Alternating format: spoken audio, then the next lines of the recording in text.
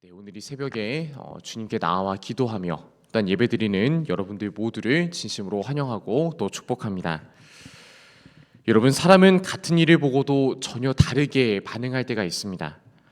특별히 선거운동이 한창인 요즘 우리가 뉴스를 보게 되어지면 이런 모습들을 자주 확인하게 됩니다. 똑같은 하나의 사건이 일어났음에도 어떤 사람은 이 사건을 바라볼 때에 정의롭다 칭하기도 하고, 또 어떤 사람은 매우 잘못된 일이다라고 하면서 그 사람을 손가락질하기도 합니다. 각자가 서 있는 정치적인 성향과 입장에 따라서 완전히 다른 해석을 내놓고 있는 것이죠. 그래서 때로는 우리는 이런 뉴스를 접할 때마다 정말 우리가 저 사람들과 똑같은 사건을 보는 게 맞을까라고 하는 의문이 들기도 합니다. 그런데 여러분, 이러한 모습은 우리의 신앙생활 안에서도 역시 똑같이 나타나는 모습입니다. 가나안 땅에서 약속을 바라보았던 여호수아와 갈렙과, 그리고 오직 거인만 보면서 절망에 빠졌던 이 10명의 정탐꾼처럼 같은 땅을 바라보았지만 그 안에는 누군가는 하나님의 은혜를 발견하기도 하고, 또 누군가는 이미 두려움에 사로잡혀서 주저앉아 버리는 모습을 보여주고 있습니다.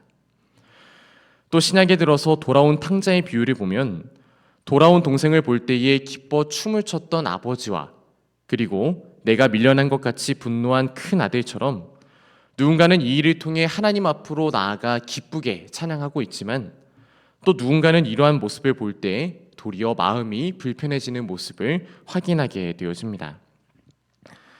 같은 상황이라 할지라도 내 마음의 중심이 과연 어디를 향하고 있느냐에 따라서 우리의 반응이 180도 달라질 수 있다라는 점입니다. 앞선 본문에서 요나단은 다윗을 바라보며 그가 하나님이 함께 하시는 사람임을 그는 확인하였습니다. 그래서 그는 다윗을 자기 생명처럼 사랑하는 모습을 보여줬고요. 그와 더불어 거룩한 언약을 맺는 그런 모습을 우리는 앞선 본문에서 확인하였습니다. 그런데 오늘 본문 말씀을 보면 이와는 정반대의 모습을 보여주고 있는 한 사람이 등장하고 있습니다. 바로 사울 왕입니다. 사울 역시 요나단처럼 다윗에게 하나님이 함께 하신다라는 사실을 알고는 있었습니다. 그러나 그는 요나단처럼 사랑으로 반응하지 아니하고 도리어 다윗을 볼 때에 시기하고 두려워하고 마침내는 그를 죽이려고까지 하였습니다. 그렇다면 왜 같은 다윗을 보고 같은 하나님의 동행하심을 목격하였음에도 불구하고 왜 요나단은 사랑으로 반응하였고 사울은 두려움으로 반응할 수밖에 없었을까요? 오늘 이 시간 이 질문에 대한 대답을 주신 말씀을 통하여서 함께 확인해 볼 수 있기를 소망합니다. 여러분, 먼저 본문 18장 6절의 말씀을 보면 이스라엘 군대가 블레셋과의 치열한 전쟁 가운데 크게 승리하고 이스라엘 백성들 가운데 돌아오는 장면이 소개되어지고 있습니다. 앞서 다윗이 골리앗을 쓰러뜨린 그 놀라운 승리 이후에 다윗은 사울이 보내는 곳곳마다 지혜롭게 행하면서 큰 공을 세웠다라고 기록하고 있습니다. 그래서 군대와 백성들이 개선할 때 여인들이 이스라엘 모든 성읍에서 나와가지고 소고와 경세를 가지고 이 돌아오는 군대를 환영하였다라고 기록하고 있습니다. 그런데 이 축제 자리에서 불려진 찬양의 가사가 사울의 마음을 완전히 뒤집어 놓습니다. 이는 다음과 같은 내용이 담겨져 있기 때문이었는데요. 우리 7절 말씀 우리 함께 한 목소리로 봉독하겠습니다. 여인들이 뛰노며 노래하여 이르되 사울이 죽인 자는 천천히요 다윗은 만만이로다 한지라. 아멘. 여러분, 이 여인들의 노래를 들었던 사울 과연 어떻게 반응하였을까요? 본문 8절에 보면 사울이 그 말에 불쾌하여서 심히 노하였다라고 기록합니다. 갑자기 굴러 들어온 돌인 다윗에게는 그야말로 만만을 돌리고 있는데 정작 자신에게는 천천만 돌리고 있는 그 모습이 마음에 들지 않았던 것이죠.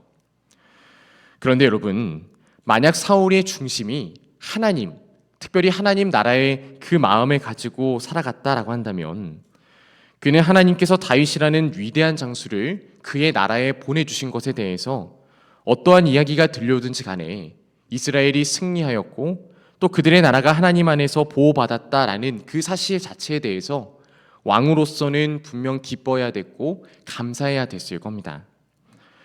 그러나 오늘 본문에서 볼 수 있듯 사울의 중심은 하나님의 나라, 하나님의 통치 이런 것에 집중하였던 것이 아니라 자기 자신의 왕자와 그리고 자기 자신의 인정에 철저히 매여 있음을 우리는 확인하게 되어집니다.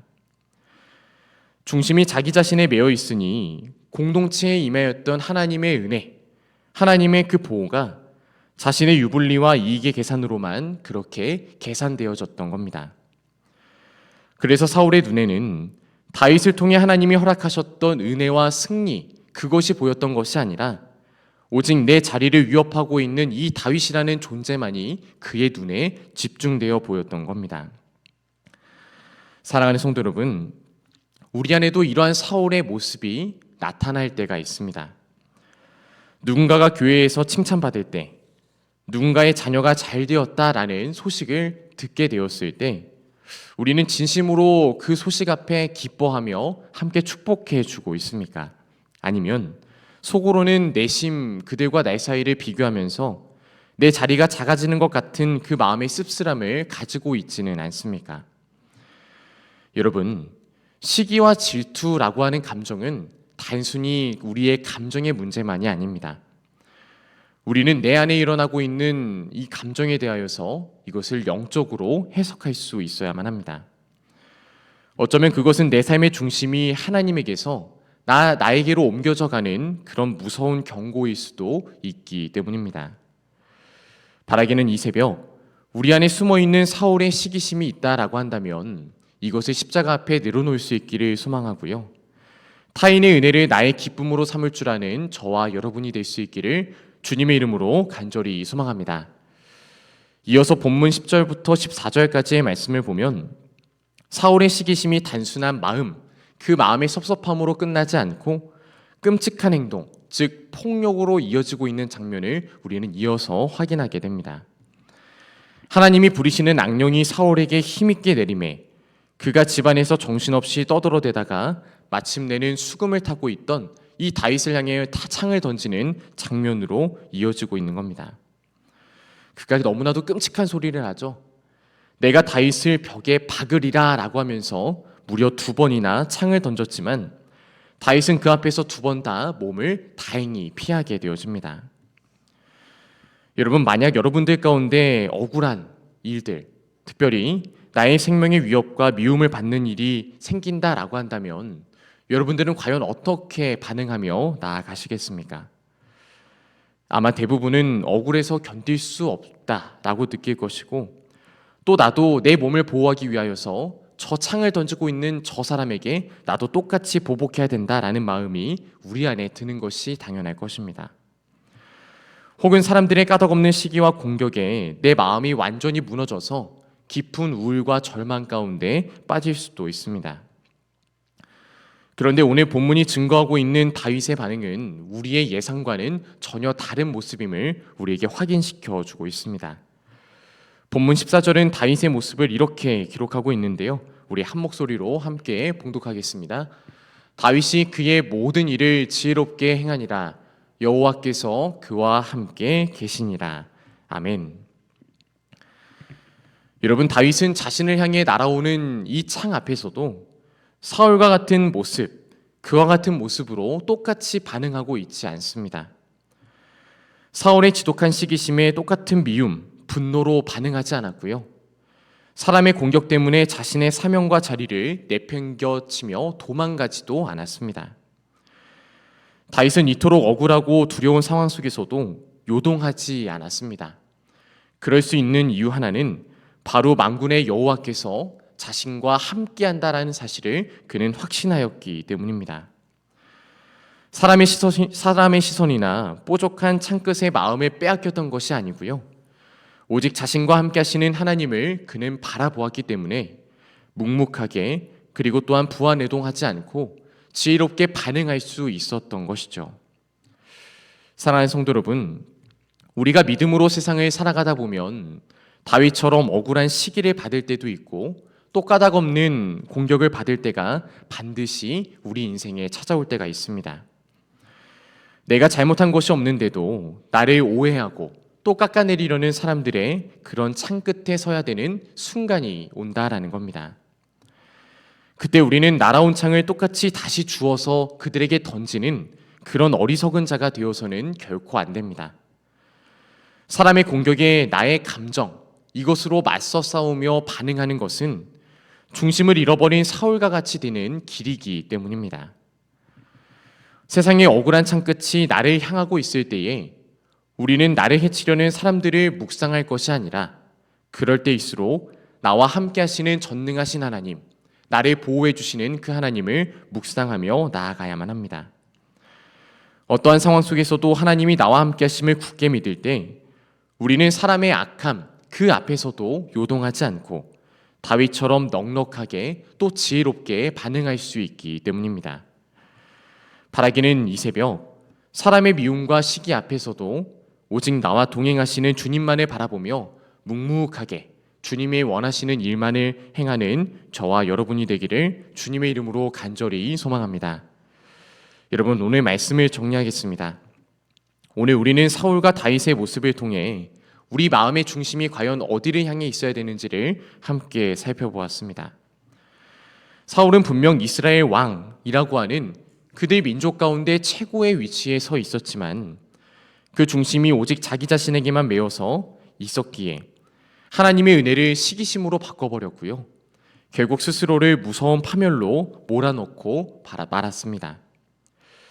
반면 다윗은 억울한 창끝이 날아오는 생명의 위협 속에서도 요동하지 아니하고 묵묵하게 그리고 지혜롭게 자신의 사명을 끝까지 감당하며 나갑니다. 그가 그토록 지혜롭게 행할 수 있었던 건 사람의 미움보다도 자신과 동행하시는 하나님을 더 크게 보았기 때문이었습니다. 오늘 우리의 삶에도 크고 작은 영적인 전쟁이 오늘 하루 그리고 여러분들의 삶 가운데 분명 찾아올 것입니다. 때로는 억울한 일이 발생할 수 있고요. 시기하는 일 가운데 내 마음이 무너져 내릴 수도 있습니다. 그때마다 여러분, 바라기는 그 사건, 그 억울한 일에만 여러분들의 마음이 뺏기시지 않기를 소망합니다. 바라기는 하나님을 바라보며 내게 주어진 사명에 집중하시길 바라고요. 나를 보호하시는 그 하나님의 은혜를 바라볼 수 있는 저와 여러분이 될 수 있기를 간절히 소망합니다. 중심이 하나님께 닻을 내린 사람은 결코 쉽게 흔들리지 않습니다. 우리의 중심이 오직 하나님께 있기 때문입니다. 바라기는 여러분들의 모든 그 억울한 마음, 시기와 질투, 그것을 십자가에 온전히 못 박으시기를 바라고요. 나와 동행하시는 주님만을 바라보며 오늘 하루 승리하는 삶을 살아갈 수 있기를 주님의 이름으로 간절히 소망합니다. 우리 함께 기도하겠습니다.